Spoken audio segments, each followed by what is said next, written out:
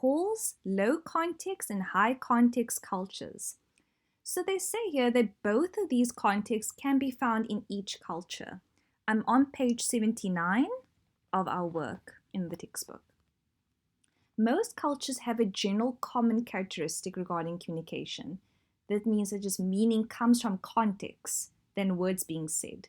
So we have here two different contexts, and within the culture you're in, you can be either low context or high context.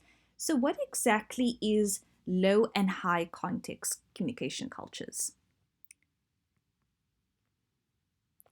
So this isn't the degree to how you intend to imply directly in your communication, or rather a indirect communication style. So low context is associated to being more, being clear, straight to the point, has to do with more individualism orientation, not leaving things unstated. Every bit of information is directly in the verbal code with support of nonverbal communication.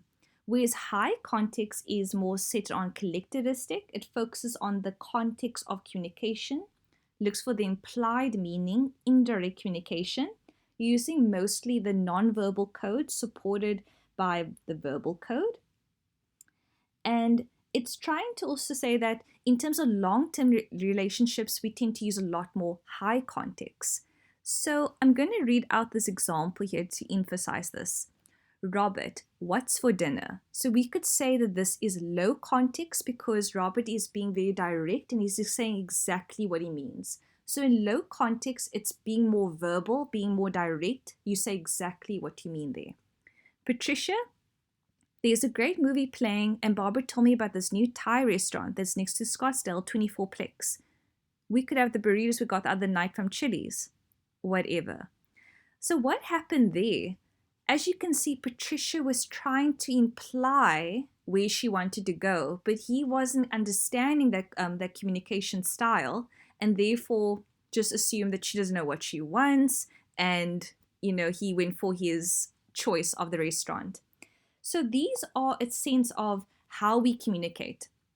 So once again, with high context, it's trying to imply through nonverbal communication what exactly you mean, which is to maybe use your tone.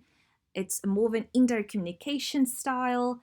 We're not using mostly verbal code, and we're trying to emphasize through our nonverbal communication what we mean by saying that, oh, I want to go to this restaurant, but whatever you want, but we could go, which is trying to say if you picked up on my nonverbal communication and the way I'm speaking, you would get the sense of what I'm trying to talk about. And then there are those that use a more low context and a direct communication style, which is to be clear and be very verbal coded with what you're saying, using less nonverbal communication and being very explicit in the verbal communication, a direct communication style.